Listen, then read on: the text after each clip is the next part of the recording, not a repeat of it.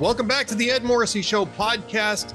I am very pleased to welcome back an old friend and a good friend, Peter Grandich from petergrandich.com, who has been talking to us about economics, talking to us about God's plan for economics and fiscal matters, and is always a great go-to guy when it comes to economic indicators, but usually, Peter, I mean, more the larger movements in the economy. And you're coming along here at a great time to discuss this because, this was one of the core arguments in Joe Biden's State of the Union address, that they had conquered inflation and that the economy has never been better. And then today, as we're talking about this, of course, the consumer price index comes out, shows that inflation's still going up. It's even accelerating a bit now again. And most of what Joe Biden told us about the economy was just flat out wrong. Joe Biden was wrong? I can't believe that, Ed. Yeah, go figure, right? That's the reason why I'm talking to you, because, not only do I know that you're just a really smart guy and really have a grasp on all these things, but you also have the most credibility bookshelf of all my guests. So, you're the guy I got to talk to about this. It's what's left of a once dealing in the sports world. And I tell you, after watching 2 national anthems at the NFL, I'm glad I got out of that business. But you can save that for another day, that topic. Well, that's okay. Actually, it was one of the lesser of the woke athletic events over the last few years. But yeah, the Black national anthem followed by the actual national anthem, that was a little off-putting for me and my friends. We were watching it at a Super Bowl party, so I hear you on that. But we'll come back to that another time, I think. First off, where do you see the economy right now? I mean, I don't want to tell people to set their hair on fire, but it's a lot more distressed, I think, than even some of the the moderate Democrats are talking about, or even some of the moderate, media outlets, if you could find one these days. This is not healthy. Where we're going is not healthy, and the Fed's basically the only tool in the toolbox right now, right? So we could start and talk about what a lot of people know about, and that's the debt crisis. You and I have spoken about that for years. Yeah. It just gets worse and worse. The one that's not on everybody's mind yet, but it's going to be, is the coming retirement crisis. But let's start with the economy. First, let's go back to the employment number that came out recently. It was the most fudged number in my 39 years about being around Wall Street. When you take out the many changes to seasonal and other ways that they calculate, that number was far less. In fact, some people have gotten it down to about only 100,000, which makes sense because that's where the ADP number was. ADP doesn't have an axe to grind where the government can look favorable with making numbers look better than they are. So I don't think, to begin with, the employment is anywhere as good as one people believe. And of course, that was just before his State of the Union, and they used that as a tool to point out on how well supposedly the economy is doing. Yep. But I think when you start to look at one thing, I know you would appreciate, because politics has been a part of your business for a life. I was surprised. I thought it was going to take a few more years, but they used to say a politician would be putting his foot on the third rail if he talked about cutting entitlements. In fact, your political career was over if you did it. Well, they got that one out. That one's out now. They can talk about it. Now they suddenly both said, no, it's not us. It's not us. But it's out there. And that's the way it'll get started to be worked on. And when you take in the fact that we're going to have close to $33 trillion in hard debt now on the national debt level, estimates of Social Security, Medicare, and Medicaid, which there's no money sitting somewhere to pay these upcoming expenses. Right. That's been spent years ago when it was taken out of when our dollar could buy more. And so some estimates as much as $70 trillion. So there's this $8 million elephant in the room, and it's debt. It's debt for what we owe. It's debt on entitlements, and the retirement issue is going to bring to the forefront. And Ed, this brings my business way down, my planning business. People do not want to hear what I'm about to tell you, but it's a fact of life. So I live with it, and maybe I feel a little bit like a prophecy, giving out news that people don't want to hear. First of all, we're seeing statistics now where about 3/4 of Americans are working paycheck to paycheck. That has been widely demonstrated to be the case. A lot of different people have come up with it. We've also seen now independent groups come up with studies and show how limited amount of Americans have retirement savings worthy enough to live some sort of life that they plan on once they stop working.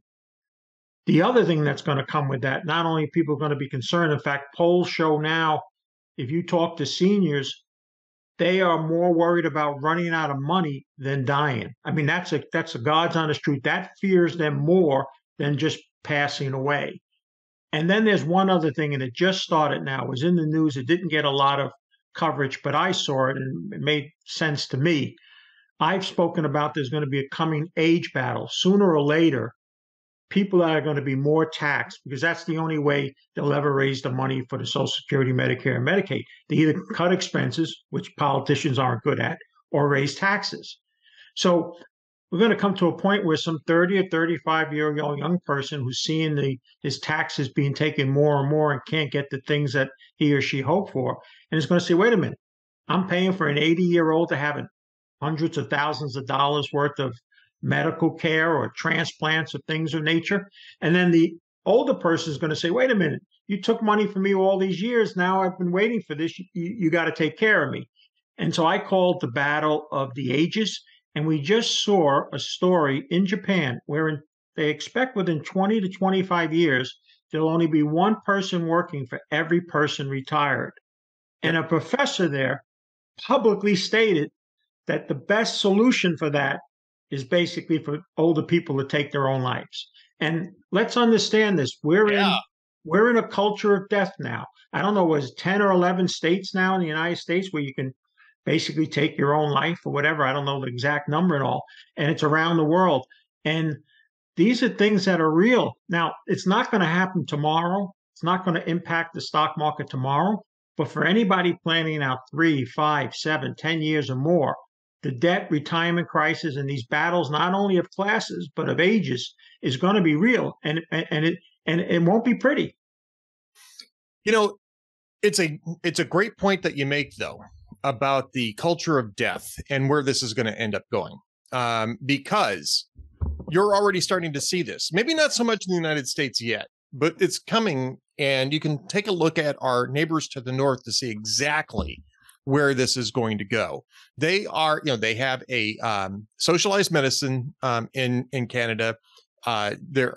It's completely government funded, single payer government funded, and we're already. And they also have euthanasia. They have, what you were talking about, Peter, was the right to doctor assisted suicide, right? And they have that in Canada. It's part of their medical benefits in Canada. And it's gotten to the point now in Canada where anytime that they're going to have to spend money on giving people the support they need to continue to live, they are sending out counselors to try to convince these people to choose euthanasia instead. And it's not just once, it's not just twice. It happens all the time now up in Canada, because once you have this as an option, especially in socialized medicine systems, it rapidly turns into an expectation and then an obligation. And because they don't want to spend the money on it. And I think you're exactly right. I think there's going to be tremendous economic pressure.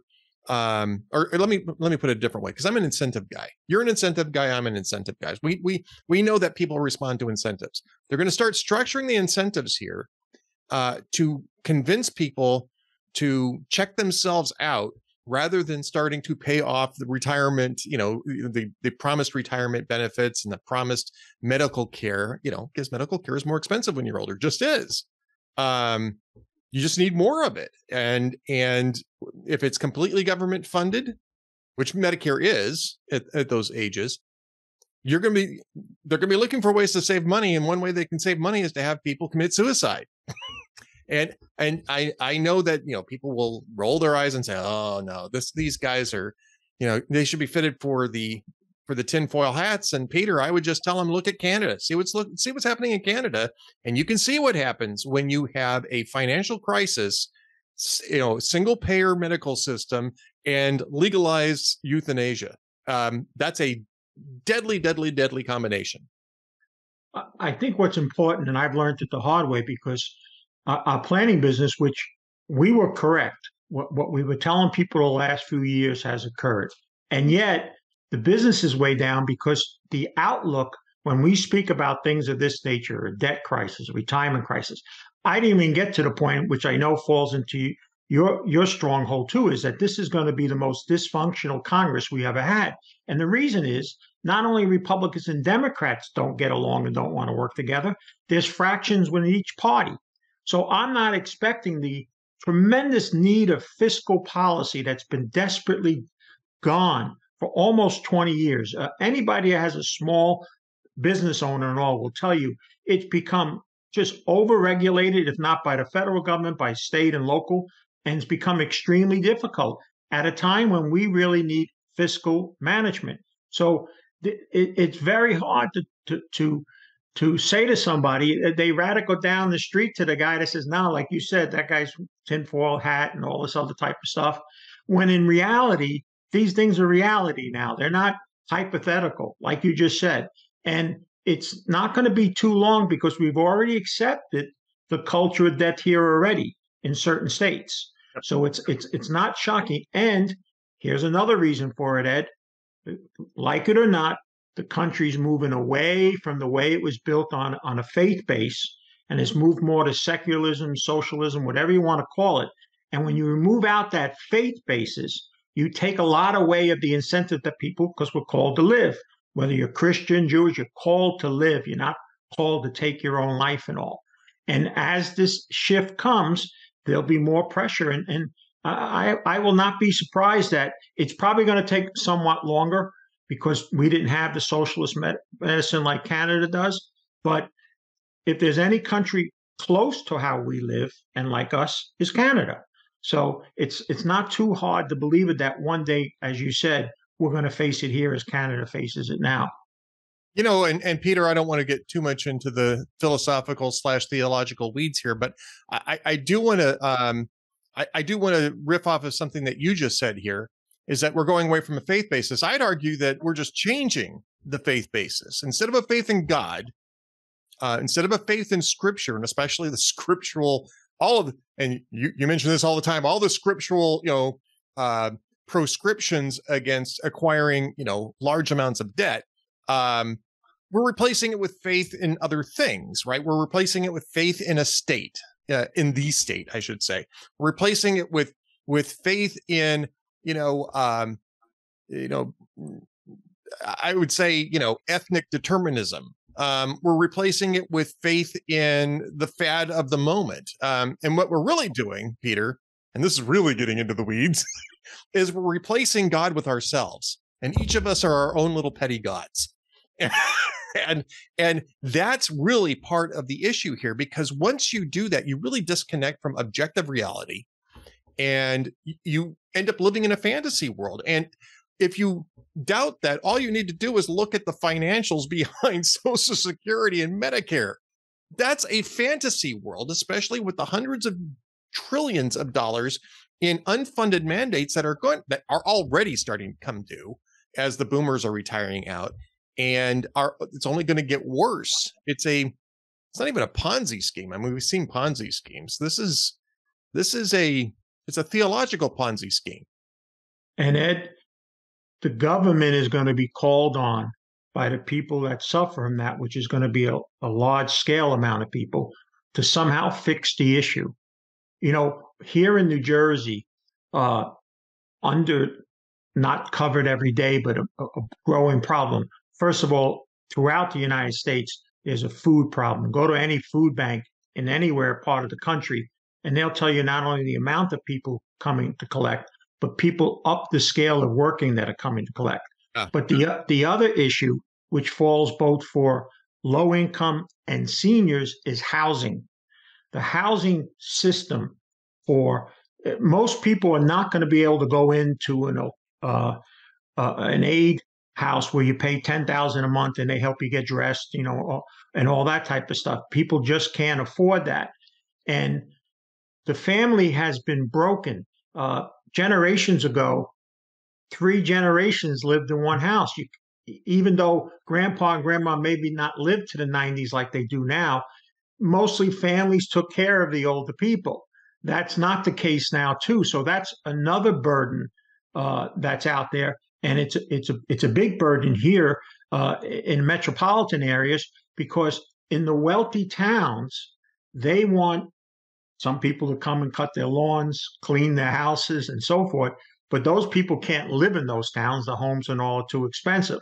And there they struggle because they have to go pretty far distance to find housing that they can afford. So these are all issues that are going to play a role in the economy and politics and social, that I can tell you right now, 98% of financial advisors are either not talking about it, don't want to talk about it, or most likely don't know about it. And anybody that's doing planning now for anybody past the next few years has to take these things into consideration, whether you like it or not.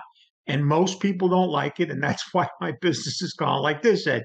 But I have to stand before the Lord. I already have enough to stand before him. I don't want him to tell me, hey, I gave you an insight that a lot of people didn't have, and you should have shared it, and you didn't. So it's kind of like, it's not the easiest thing to do, but it is something I think people must be aware of. Absolutely. By the way, you can get a lot of this insight at petergrandich.com. You can get in contact with Peter if you're interested in discussing that type of stuff with him. So petergrandich.com. Just want to keep that in mind. And I'll just give you a personal testimonial. It was Peter that really convinced me that the best way to prepare was to get rid of as much debt as you possibly could. And that led to a lot of really great things. We moved to Texas. We got rid of a lot of debt. We're still enjoying ourselves, and it's not that we're not spending money. We are, but it's within our means. We're doing things that are within our means, and we're not extending ourselves beyond what our resources are. And it's that type of advice. I mean, it's common sense advice, but honestly, Peter, you'd think it was common sense advice, but that has, over the last, it's really since the last crash, all of the advice has been going the other way. Oh, interest rates are at all-time lows. It's practically free money. Cash out your equity, do this, do that, do the same type of stuff that led to the previous crash. And during the pandemic, it looked like people were starting to get the message, right? I mean, all of a sudden, savings rates went up really much. Spending rates went down, or debt rates went down, I should say, and I don't think spending went down. It did because of the shutdowns, but the debt percentages went down, savings percentages went up, and it looked like people had gotten sort of a wake up call. But 3 years later, we're right back to where we were at then. Well, we're at record consumer debt. 70% of the GDP is driven by consumer spending. 3/4 of Americans are living paycheck to paycheck. They've had to resort to credit card use just to pay for necessities, gas, electrical bills, whatever it may be. And yet, what I coined the don't worry, be happy crowd on Wall Street talks as if it was just a bad year, it's just a blip in the road, and we're all going to go back and live happily ever after. And the trouble with that is, Ed, if for some reason the market doesn't recover and make up a lot of the losses from last year, in fact, just stays flat, forget about even going down, many plans, we're big believers in cash flow. The financial world teaches people to chase net worth. And you can already know it's a flawed process because you just have to read the disclaimer. If you understand legal disclaimers, you realize what little chance your plan actually has to work. That's why they have the disclaimer in there. But the bottom line is, people have built an awful lot on the stock market for retirement because the Federal Reserve killed the fixed income market by dramatically lowering rates to zero. People years ago did not depend on the stock market once they got older. They depended on bonds and CDs that were 7, 8, or 9%. And that is gone, and people have had to seek out more risk in order to maintain a lifestyle.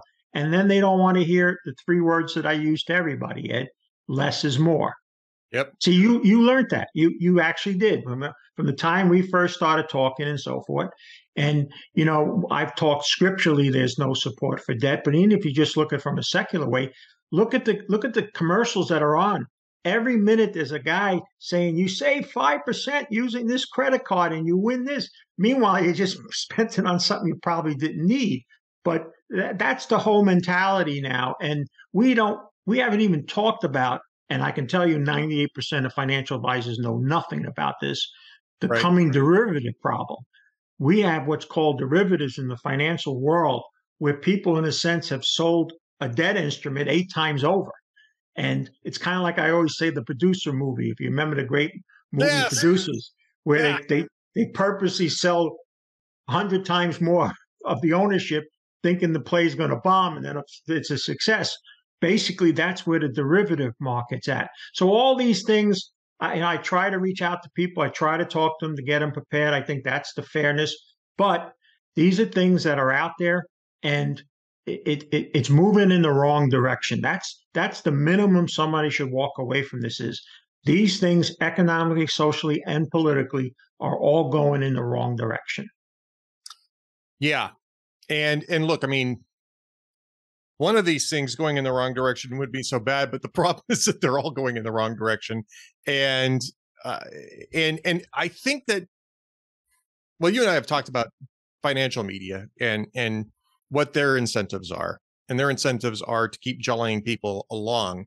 But I'm surprised that there isn't more attention being paid to the way that these things are unfolding, and especially on debt. And I think part of the reason is that to start covering debt in terms of personal debt, in terms of, consumer debt, which is, just unbelievable.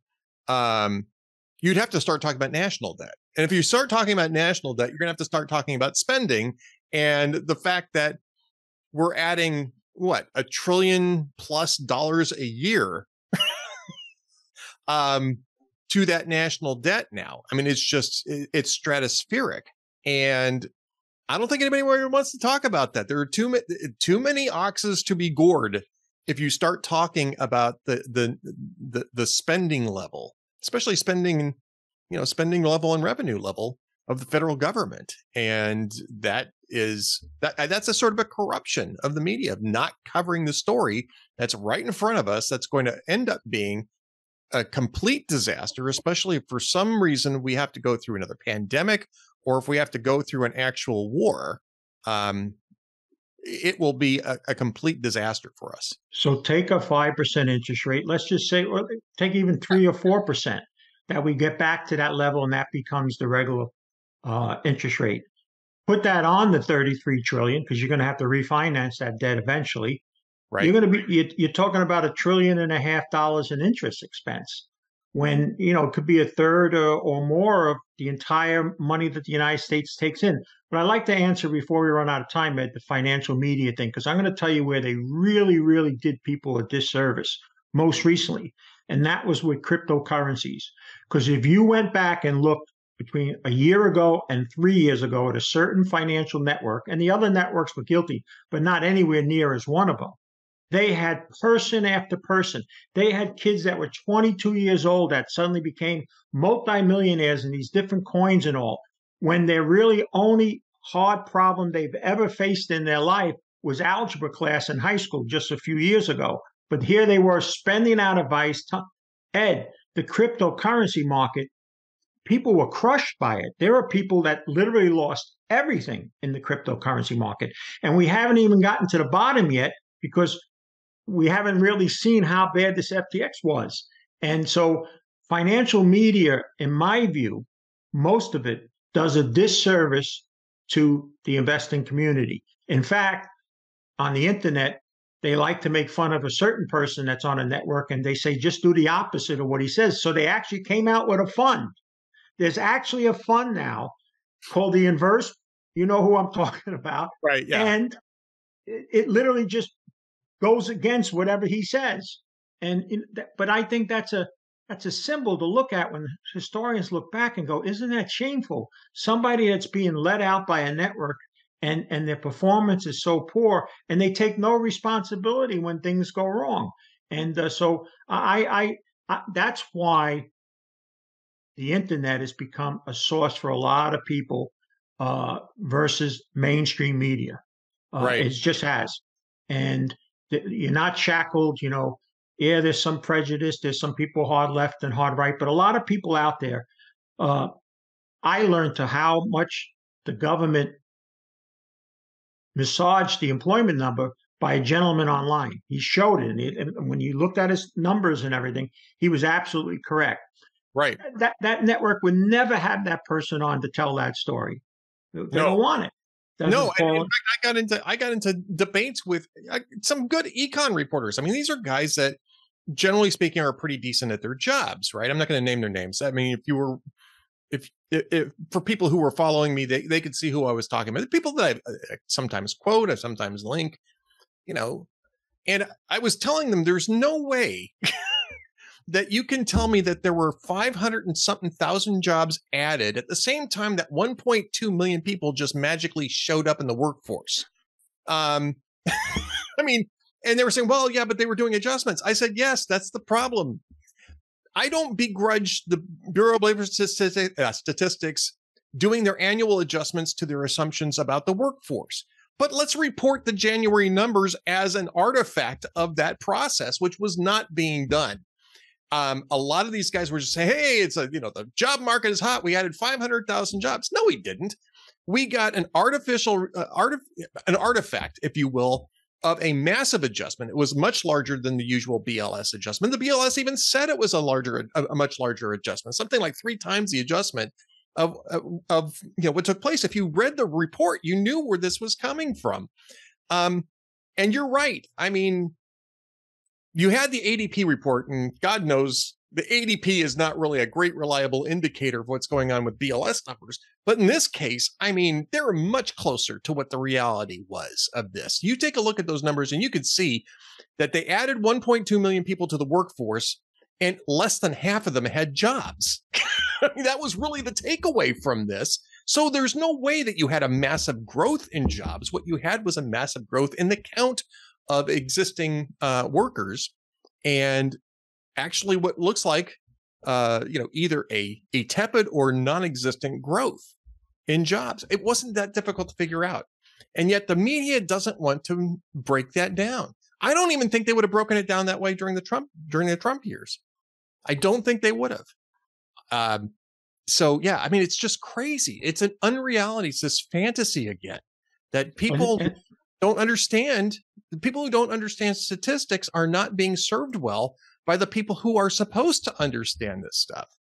And then they actually print a number that people don't look at. They call the unadjusted employment number. So you don't take in the new adjustments they made. It was 100-something thousand in employment. It was right there. Okay. But it's already in it. 98% of the people take that as gospel and they work with it. And I don't think it was coincident. It was just a couple of days before the State of the Union. Okay. Put my tinfoil hat on, but it didn't hurt for that to be in that particular case. And listen, if it was that severe and real, the Federal Reserve would have been more outspoken about tightening here than they've talked since then. They've recognized that number is not. That's why a lot of them are gone talking about slowing down, 0.25, when realistically, if we should be booming. There shouldn't be stories of technology companies and people laying off 10 or 20,000. Right. We should be raising, 50, 70, or maybe 100 basis points. So, and over time, but it'll be all watered down by then. People will come back and look and say, oh, wow, that number really wasn't true. No, it'll show up in the February numbers anyway. Eventually, I mean, the February numbers come out in the first Friday of March. We'll be able to look back at that and say, okay, well, this is what actually happened with the adjustment. We can say that now, for that matter. Can I say one other thing, Ed? Absolutely. Very, very important. One of the keys in the number, the actual counting, is part-timers. Most of the growth, the majority of it, was in part-time employment. But here's what happens. if I'm working 2 part-time jobs in order to make my family and meet the needs and so forth, they count me as 2 people employed, but it's really 1 person employed doing 2 jobs. Right. And there's a big difference. Plus, part-timers don't get the benefits usually that a full-timer gets. It's one of the reasons why companies like using part-time if they can and so forth and so on. And the thing we didn't even talk about, and it's an issue here in New Jersey, and maybe save it for, if God willing, I could speak with you again, and that is the underfunded pensions that are out there for government workers. That's the next issue. I mean, they're kicking a storm up here in New Jersey, and there's a lot of states, Illinois and others, that have that issue. And again, it all goes into this retirement crisis coming that then people are going to turn to the government. And Ed, we're also bringing in a bunch of millions of people who are basically not going to go right up the food chain. They're going to be on the lower end of the employment and people more dependent on government services. So the strain is just too much, and the inevitable pain from it is just a matter of not if but when. Yep. Well, Peter Grandich, you can find him on Twitter, by the way. He's back on Twitter at Peter Grandich, and petergrandich.com. petergrandich.com. Excuse me. petergrandich.com is the website. And Peter, I actually think the next time we get together, we should talk about the unfunded pensions, because that is the next disaster to come. I mean, we could talk about auto loans too, which apparently is going to tip over into a bit of a crisis, but that pales in comparison to what's going to happen to the pension funds and the bailouts that they're going to require, or the poverty they're going to send millions of Americans into when they fail. But for now, on that, that's good that we'll talk about that, Ed. So now my business is down 80%. By the time I air that one, it'll be down 100%. There won't be anybody that want to talk to Peter Grandich. I like talking to Peter Grandich, so you and I will always have a chance to talk. Peter, thanks so much for being with us. And this isn't brown nosing. You're one of the few objective people. When you've disagreed with me. We had great chats and all. And it's people like you in places that people need to listen to, and not the mainstream media. And there's no sucking up in that. That's just the truth. And same right back to you. You have been adamant and consistent all along, and you've been right. And I think that you have been justified and vindicated over the last few years, Peter. And can I send you my bills? Can you pay my bills with that? I'm gonna forward those to Salem. Okay. Are you going to be doing any more relevant radio in the future? Yeah, I'm back on every other week. Relevant radio is a wonderful place.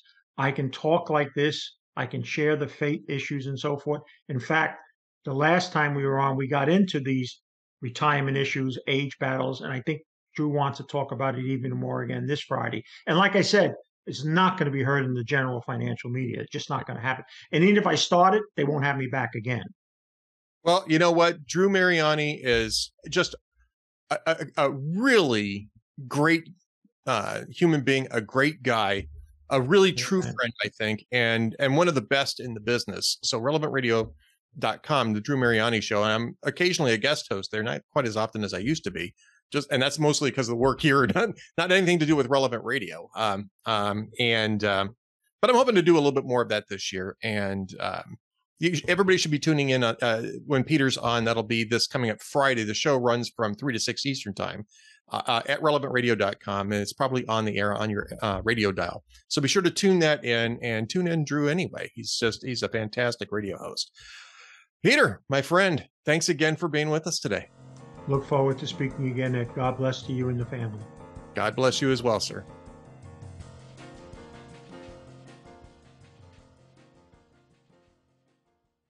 Now that the political infighting is over and the sausage is being made in the House, it's time for Republicans to unite with one cause and fight back against Joe Biden and his radical administration. The GOP has promised to investigate Biden family corruption, the border, big tech censorship collusion, the origins of COVID, the FBI, and intel agencies' attacks on the American people, and more, and it's time to hold them to those promises. Here at Hot Air, we won't let up on holding them accountable. We unapologetically fight back against the radical left and squishy rhinos in Congress who fail the people.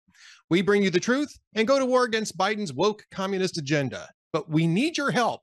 By becoming a VIP for hotair.com, you can help us in this battle for our country. Just look at the House Democrats leader Hakeem Jeffries. He's another divisive radical leftist, and his communist Sesame Street speech proves it. If Republicans don't halt the Biden agenda and conservative media fails to hold them accountable, it could mean the end of our great country. Join us in the fight.